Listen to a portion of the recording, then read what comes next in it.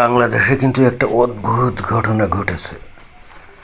বাংলাদেশ তো বস্তুত অদ্ভুত ঘটনার একটা দেশ, তাই না? প্রতিনিয়ত এমন এমন সব ঘটনা ঘটে যা সারা দুনিয়ার অন্য কোথাও কিন্তু ঘটে বললে অন্তত শোনা যায় না। তো কি সেই অদ্ভুত ঘটনা? সেটা হলো এই যে দেখা যাচ্ছে এখানে একটা ফটো কার্ড, সংবাদ ভিত্তিক ফটো কার্ড। তো সেখানে এই যে লেখা আছে, বরিশাল থানার ভেতরে পুলিশকে গণধোলাইয়ের ঘটনার পর পুলিশদের নিরাপত্তা দিতে প্রতিটি থানায় 10 জন করে আনসার সদস্য মোতায়েনের সিদ্ধান্ত নিয়েছে সরকার। অদ্ভুত ব্যাপার না? আনসার নিয়োগ দিয়েছে কি পুলিশের নিরাপত্তার জন্য? তো পুলিশের কাছে গুলি বন্দুক থাকে, ওরা গুলি বন্দুকের প্রশিক্ষণ চালানোর এবং কীভাবে শান্তি শৃঙ্খলা রক্ষা করতে হয় সেগুলোতে প্রশিক্ষণ তারা নিয়েছে। তারা অনেক অভিজ্ঞ এবং ওরাই তো প্রকৃতপক্ষে বাংলাদেশ কেন সারা পৃথিবীতে যে কোনো দেশে পুলিশই তো আইন শৃঙ্খলা রক্ষা করে, তাই না? তো এখন তাদের রক্ষা করার জন্য যদি এখন এই যে আনসার সদস্য নিয়োগ করা হয়, যাদের নাকি অত প্রশিক্ষণ টন কিছুই নেই, যারা অস্ত্রপাতি চালাতেও জানে না, এর চাইতে বিস্ময়কর এবং উদ্ভট খবর বা উদ্ভট ঘটনা এই দুনিয়াতে আর কোথাও শোনা যায় না। তো ঘটনার সূত্রপাত কি? সূত্রপাত হচ্ছে বরিশালের কোনো একটা থানায়, এখন কোন থানায় বলতে পারছি না, কোনো একটা থানায় যে ঘটনা ঘটছে ওখানে নাকি কোনো একটা আসামিকে গ্রেপ্তার করে নিয়ে আসছিল। এরপর চতুর্দিকে ছড়িয়ে পড়ে এই আসামি নাকি মারা গেছে থানার মধ্যে। ব্যাস, তখন লোকজন জড়ো হয়ে একেবারে বিশাল মিছিল করে তারপরে এই থানার মধ্যে ঢুকে একেবারে গণহারে পিটুনি দিয়েছে এবং পরবর্তীতে জানা যায় যে আসামি নাকি মরে নাই, মানে ওই ধরনের কোনো কিছু না, জাস্ট একটা গুজবের ভিত্তিতে এই ঘটনা ঘটিয়েছে। এবং কারা এই ঘটনাটা ঘটিয়েছে কিন্তু এই যে বর্তমানে যে ক্ষমতাসীন বিএনপি দল আছে না, তাদের সমর্থকরা।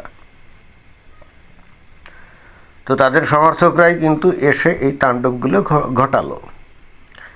এখানে এই যে পুলিশ কান্নাকাটি করে, মানে কাঁদতে কাঁদতে কিন্তু তারা একটা সাক্ষাৎকার দিয়েছে যে আমরা আর কিভাবে চাকরি করতে পারি, আমাদেরকে যদি এইভাবে গণপিটুনি দেয় দল বেঁধে এসে, তাহলে আমরা কি করতে পারি?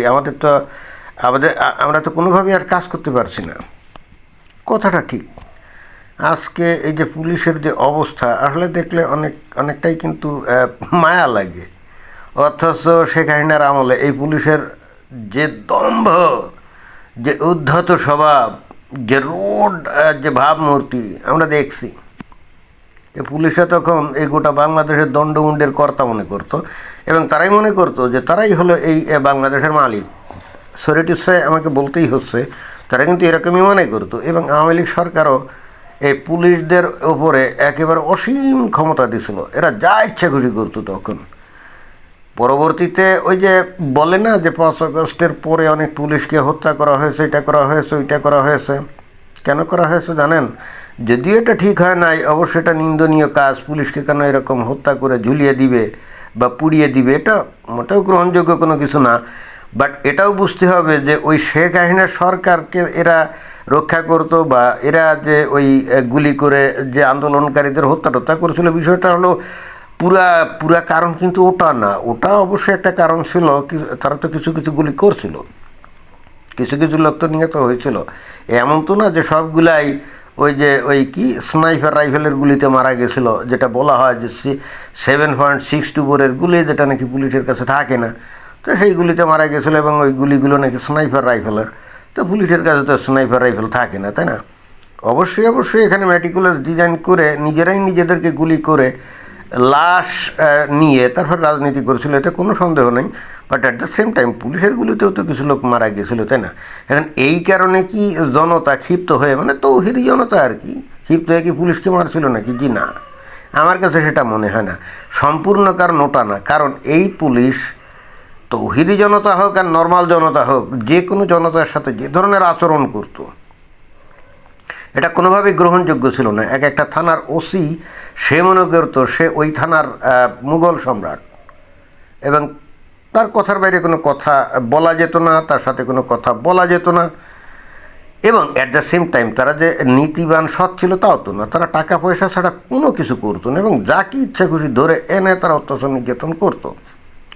অনেকটা ওই যে মানে অনেকটা শোনা যায় যে ওই যে পশ্চিমবঙ্গে মমতা ব্যানার্জির আমলে সেখানকার পুলিশের যে হালচাল ছিল, যে তারাও ওই রকম যারা ইচ্ছা খুশি ধরে এনে তাকে অত্যাচার নির্যাতন করতো এবং তারা যে আসলে সৎ ছিল তাও না, দুর্নীতিবাজ। মুশকিলটা হচ্ছে যদি প্রকৃতপক্ষে শান্তি শৃঙ্খলা রক্ষার জন্যে পুলিশ কঠোরতা অবলম্বন করে সেটা প্রশংসার যোগ্য, কিন্তু পুলিশ যদি 2 নম্বরই করে অর্থাৎ ঘুষ দুর্নীতি এইগুলো করে টাকার পাহাড় তৈরি করবে আর অ্যাট দ্য সেম টাইম সাধারণ জনগণের ওপরে স্টিম রোলার চালাবে বা সামান্য অজুহাতে, তাহলে তবে সাধারণ মানুষ তো তাদের উপরে ক্ষিপ্ত থাকবে এবং সুযোগ পেলেই প্রতিশোধ নিবে, তাই না? আমার কাছে কেন জানি মনে হয় এই 5 আগস্ট 2024 সালের পরে যে অনেক পুলিশ মারা গেছিল না, এখানে এরকম প্রতিশোধের স্পৃহা মানুষের মধ্যে কাজ করছে।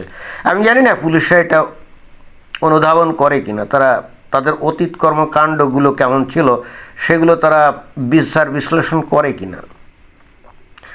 দেখেন যে আমরা পৃথিবীর বিভিন্ন দেশে ঘোরাঘুরি করি, এই যে যেমন ইউরোপে ঘুরি, তারপরে আমেরিকায় ঘুরি, কানাডায় ঘুরি, সমস্ত দেশে তো মানে পৃথিবীর বহু দেশেই তো ঘুরছি এবং পৃথিবীর বহু দেশে আমরা পুলিশদেরকে দেখছি, তারা কিন্তু প্রকৃতই মানুষের বন্ধু, প্রকৃতই বন্ধু। আমি একবার নেদারল্যান্ডসে গিয়ে সেখানে ওই আমস্টারডামে ওখানে আমার ওই হারিয়ে ফেলি, ওই আমার লাগেজ হারিয়ে ফেলি, তো ওখানে ওই একটা পুলিশ দেখে বসে আছে, তো তাকে আমি বললাম যে sir I have lost my luggage so please help me, এরকম আমি যখন বললাম, আমি দেখি কি পুলিশটা আমাকে নিয়ে প্রথমে সেই লস্ট অ্যান্ড ফাউন্ড যে ছিল না সেকশন ছিল সেখানে গিয়ে ওইখানে আর এক পুলিশ তাকে দিয়ে চেক টেক করায়, বলে কিভাবে কি, মানে দেখি যে আমার থেকে ওই পুলিশের উদ্বেগ অনেক বেশি, মানে পুলিশ পাগল হয়ে গেছে, মানে কীভাবে আমাকে সাহায্য করবে। তো যাই হোক চেক মেক করে কোনো কিছু পাইল না, তারপরে পুলিশ আমাকে ধরে নিয়ে এবং ওই যেখানে যে একটা মহিলা ওখানে চেক করতেছিল কম্পিউটারে, তো তারপরে মহিলা আর ওই পুলিশ দুইজন আমাকে নিয়ে গেল ওই যে লাগেজগুলো ওই আনক্লেইমড থাকে, তো একটা রুমের মধ্যে নিয়ে জড়ো করে না, তো ওখানে নিয়ে গেল, নিয়ে বললো যে মানে এই জায়গায় আপনি দেখেন, মানে ওরা আবার সবাই সাধারণ পাবলিককে কিন্তু শ্বাস সম্বোধন করে। তখন বললো যে sir please check here if you can find your luggage, তো আমি ওখানে চেক টেক করে পাইলাম আর কি। ইন্টারেস্টিং ব্যাপার হলো কি, ওই লাগেজ আমাকে ধরতেও দিল না, পুলিশ নিজেই ওইটা ধরে টানতে টানতে এনে তারপরে ওই যে গেটের বাইরে ওই সিফল এয়ারপোর্ট আছে না আমস্টারডামে, এয়ারপোর্টের বাইরে আমাকে নিয়ে এসে তারপরে বলছে যে যদি ভবিষ্যতে এখানে আবার বিপদে পড়ো তো আমাকে কল দিও, এবং তার ফোন নাম্বার পর্যন্ত আমাকে দিল। চিন্তা করে দেখেন, দিস ইজ কল্ড পুলিশ, যারা নাকি জনগণের বন্ধু, বিপদে পড়লেই তারা সাহায্য করে। এখন চিন্তা করেন তো এর সাথে বাংলাদেশের পুলিশের একটা তফাৎ। এই যে পুলিশের ব্যাপারে আমি যে মাঝে মাঝে কিছুটা সমালোচনা করি, তার কারণ হচ্ছে পুলিশের কাছ থেকে আমি নিজে এই ধরনের বিরূপ ব্যবহারের সম্মুখীন হয়েছি, আবার অ্যাট দ্য সেম টাইম বাইরের উন্নত দেশগুলোর পুলিশের আচরণও আমি দেখেছি, যে কারণেই আমার কাছে মনে হয় যে এই 5 আগস্ট 2024 সালের পরে যে কিছু পুলিশ মারা গেছে, এটা বস্তুত মানুষের প্রচণ্ড রকম ক্ষোভ ছিল এই পুলিশের ব্যাপারে। এটা আমি জানি না পুলিশরা অনুধাবন করে কিনা, বুঝতে হবে তারা জনগণের চাকর, তারা জনগণের প্রভু না, তারা মুঘল সম্রাট না, তারা জনগণের ট্যাক্সের টাকায় বেতন পায় এবং তারা যদি জনগণকে চাকর বাকর ফকির মিসকিন অথবা প্রজা মনে করে, এবং তারা বেসিক্যালি করতো, এই গত 2 বছর ধরে কিছুটা হলেও তাদের ভিতরে চেঞ্জ হয়েছে, তারা ইদানিং নিজেদেরকে ওই রকমভাবে মনে করে না। তারপর আবার যারা নাকি নতুন বিএনপিপন্থী পুলিশ টুলিশ আছে, ওসিমুসি আছে, তারা আবার ওই রকম হয়ে গেছে অনেকটা। বাট তারপরে আমি জানি না এরা কোনো দিন মানুষ হবে কিনা, মানে লাইনে আসবে কিনা। আসলে এদেরকেও দোষ দিয়ে লাভ নাই। বাংলাদেশের যে সোসাইটি, যেখানে মানুষকে লাইট দিলে মাথার উপর উঠে যায়, তাই না, যেখানে মানুষকে লাইট দিলে মাথার উপর উঠে যায়, সেখানে পুলিশেরই বা করণীয় কী? এখানে ইন্টারেস্টিং ব্যাপার হলো যে এই পুলিশদের যদি কেউ স্যার বলে সম্বোধন না করে, তা সে কলেজের অধ্যাপক হোক আর যে সম্মানিত ব্যক্তি হোক, ওই ওসি কিন্তু তাকে খাতির করবে না। আমি চিন্তা করে দেখেন, ওসি কিন্তু কাউকে স্যার বলবে না।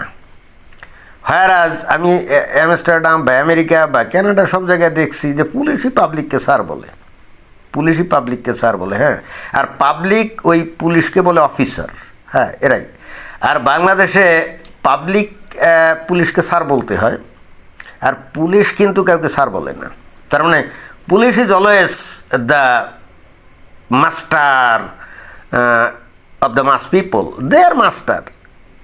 এবং আমি জানি না এই মন মানসিকতা থেকে কবে তারা দূর হবে। তারা কিন্তু ওই তাদেরকে স্যার বলতে হবে, অ্যাড্রেস করতে হবে, খেয়াল করতে হবে। এখানে আপনি একজনকে স্যার অ্যাড্রেস করলেন, সে আপনাকে স্যার অ্যাড্রেস করলো না, তাহলে কিন্তু আর সমতুল্য হলো না। আপনি একজনকে স্যার অ্যাড্রেস করলেন না, সে আপনাকে নাম ধরে অ্যাড্রেস করলো, তার মানে আপনি মেনে নিলেন সে আপনার মনিব। হ্যাঁ, এটাই তো। এখন এই ধরনের একটা পরিস্থিতিতে যদি এই ধরনের ঘটনা ঘটে যে, বা একটা রব ওঠে যে থানার মধ্যে আসামিকে মেরে ফেলছে পিটিয়ে, তো পাবলিক তো ক্ষেপে গিয়ে তাদের উপরে হামলা করতেই পারে, তাই না? করবে, এটাই স্বাভাবিক। তবে অবশ্যই ঘটনাটা নিন্দনীয়, এবং তারপরে এই আনসার দিয়ে এদেরকে পাহারা দেয়, এটা আরও পিকুলিয়ার। আমরা আসলে সভ্য একটা সমাজ গড়তে চাই, সেই সমাজটা কবে পাবো যেখানে পুলিশ হবে মানুষের বন্ধু? ধন্যবাদ।